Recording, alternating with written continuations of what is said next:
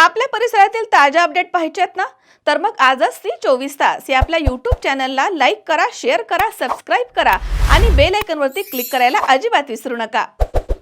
देवळाली प्रवरा नगर परिषदेचे नवनिर्वाचित नगराध्यक्ष सत्यजित कदम यांनी सकाळी 10च्या सुमारास आपला पदभार उत्साहपूर्ण वातावरणामध्ये स्वीकारलाय.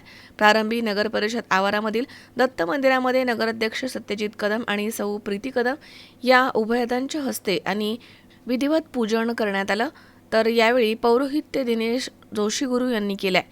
तर यानंतर पालिकेचे अधिकारी आणि कर्मचारी यांनी फुलांची उधळण करून नगराध्यक्ष कदम तसेच सर्व नगरसेवकांचं स्वागत केलं. त्यानंतर छत्रपती शिवाजी महाराज, महामानव डॉक्टर बाबासाहेब आंबेडकर आणि क्रांतीज्योती सावित्रीबाई फुले यांच्या प्रतिमांचं पूजन नगराध्यक्ष सत्यजित कदम यांच्या हस्ते करण्यात आलं.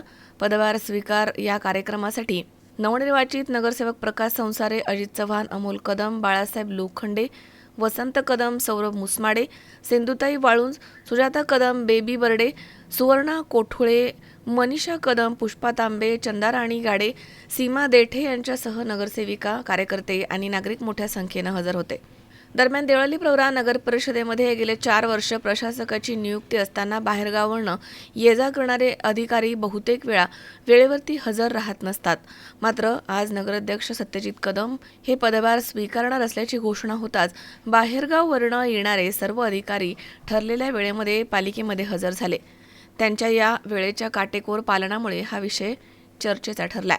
तर यावेळी अधिकारी आणि कर्मचारी यांच्यामध्ये दिसलेली ही तत्परता आगामी काळामधील कामकाजामध्ये सकारात्मक बदलांची चाहूल असल्याचे शहरवासियांमधून बोललं जात आहे. महेश दाने, सी 24 तास, देवळाली प्रवरा.